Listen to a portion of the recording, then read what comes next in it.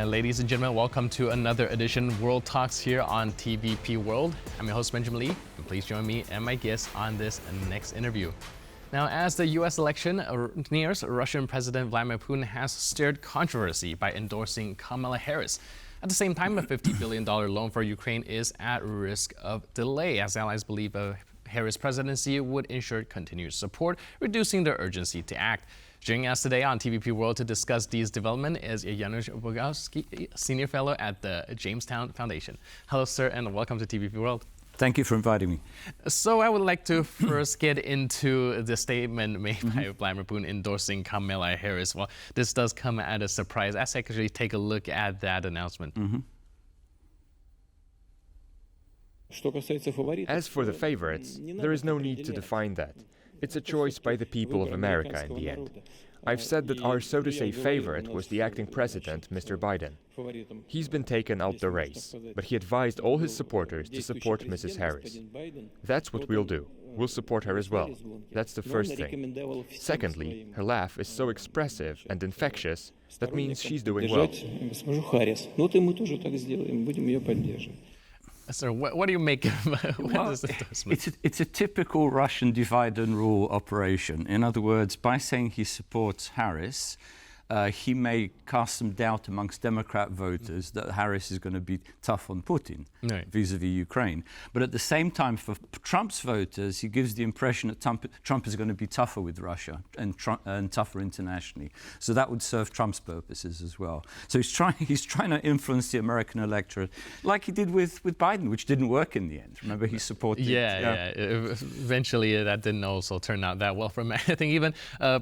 Former President Donald Trump is a little bit surprised. He said, to quote, "I don't know if I should be offended or should thank him for trying to help me." I'm surprised he hasn't said, "See how tough I am? Even Putin's afraid of me." Right. Which is the sort of thing that's his usual playbook, right? Yeah. So this is still a very much developing issue. What do you think the intention behind that is? Mostly just to muddy the waters? I think it's part of an influence operation. We've uncovered, the FBI has uncovered in recent weeks massive amounts of money that are going to different influencers, operatives working for different organizations in Washington for the media. So I think it's part of this influence campaign. Always happens before elections. More intense, though, this election than 4 years ago. All right. Speaking of kind of influence and people pointing fingers at each other, I would also like to draw our attention back home to Poland. As we know that there's a recent prisoner exchange, and one of the prisoners from Poland that was freed was a Russian spy. And now there's accusation being thrown around that Poland is potentially complicit in some way in facilitating the Russian espionage, with the Polish president and the prime minister accusing each other for participating in said espionage. What's your take on the situation? Well, unfortunately, the polarization in Poland has led to some quite ridiculous accusations that one or other side is collaborating with Putin. It suits, of course, Russia's purposes to have this message, have this narrative present in Polish society, because it further divides. And if you divide the society, there's less, let's say, a focus on policy. You focus more on internal policy rather than external policy. We see this throughout Europe. We see this even in America. Who's tougher on Russia? Who's weak on Russia? Who collaborates? These accusations are going to be, particularly during election time.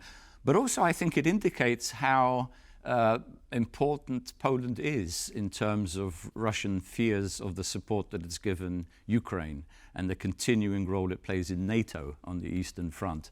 So I think Polish politicians have to be a bit careful not to fall into Russia's trap. Right, especially this is like a very sensitive time. And these words being used by the Polish president, for example, accusing, linking these allegations to the current prime minister's former tenure, pretty strongly worded. What's your take on it? Well, we've heard this for several years. One side or the other accuses, remember after the plane crash in Smolensk, the accusations that Tusk was formally collaborating with Russia. I think this plays directly into Putin's hands. If you can divide the Poles, then you can control them, or you can steer them in the direction you want to steer them. I think these accusations, looking at it, cold-bloodedly, looking at it from outside, are quite ridiculous. This is part of this Gonzalez Kamala's guy is part of a Russian influence operation. We've had very similar cases in the United States, including in Voice of America. And I think it's going to continue, particularly during the election period, but also beyond that. Right. Unfortunately, it is expedient to also take advantage of these Russian influence operation to your own political gains, and I think that's why it's so successful. But that's dangerous as well, because then you can go a little bit too far, and once you start taking some sort of legal action or you get it out in the press that your opponent is collaborating with Russia, it begins to discredit your political system and your foreign policy making. So this is something that could potentially rot the whole belief in the political system to a whole, which is something that is very, very crucial right now. When we're on this topic of polarization, do you think that we are risking devolving into like the Cold War era Red Scare, where everyone's pointing at everyone saying, you're Russian, he's Russian, that guy's Russian? I understand what you're saying. You can get a little bit paranoid. However, the Red Scare, there was a Red Scare. The question was, to what extent were the Reds a scare? How far had they infiltrated? What was the danger to your society? Of course, Russia at that time was trying to infiltrate and change the political structure in the West. We see a similar process now. Of course, it's not a red square. I don't know what color you'd give it. But it certainly, Russia certainly devotes a lot of its resources to undermining Western societies through media, through NGOs, churches, corruption, energy. There's a myriad means that they use continuously, I would say, against the West. Right. I think it is still important to stay vigilant. We always quote the story of the boy who cried wolf without mentioning at the end of the story the wolf did came. So exactly. It is present there. And last but not least, I would also like to draw attention to Putin's kind of coalition building exercise in the name of BRICS. Do you see that kind of coming into fruition? Do you think that Russia is gaining power through this, or do you think that is still nothing to be worried about? Russia's given the appearance that it's gaining global influence. It's particularly active in the so-called global south, and it claims it has this very close coalition with China, India, and some of the other very populous countries on the planet. The situation in reality is a little bit different. Russia's lost a lot of support, a lot of influence. China now views Russia as a junior partner, a resource base. Sometimes it can use against the West. India is being, I think, I suppose the word is pragmatic, opportunistic, trying to gain cheap oil and cheap gas from Russia. Right. So this appearance that Putin tries to create, I think, is more of a Potemkin village than reality. Right, that's a very good point. When we look at the situation in India, the Prime Minister having just visited Poland, you can see the Prime Minister, India, taking advantage of the situation. So perhaps this whole coalition building exercises is more of an indication that these are the countries that's taking advantage of the situation in Russia? Well, I would say this, that Russia has no real dependable allies. Even those countries that used to be part of the Soviet Union, Kazakhstan, Central Asia, other than Belarus, they do not support Russia's actions in Ukraine. They may not have imposed sanctions, but they certainly do not support Putin on his aggression in Central Europe. China uses Russia for its advantage against the West, but I think it also plans for the long term. In other words, as Russia weakens, as Russia ruptures in the future, I think China is going to turn its attention to some of the Far Eastern territories that it lost in the past. Right, and I would like to, got a little bit of time, I'd like to circle back to the situation in Poland, because I'm also still curious about how this controversy could affect Poland's political landscape, especially leading up to like elections and such. You mean the presidential elections? Yeah. Well, hopefully, saner voices will prevail. Hopefully, Poland will understand its responsibility now vis-à-vis NATO, vis-à-vis European Union, vis-à-vis the transatlantic community, that it's actually a leader in this part of the world.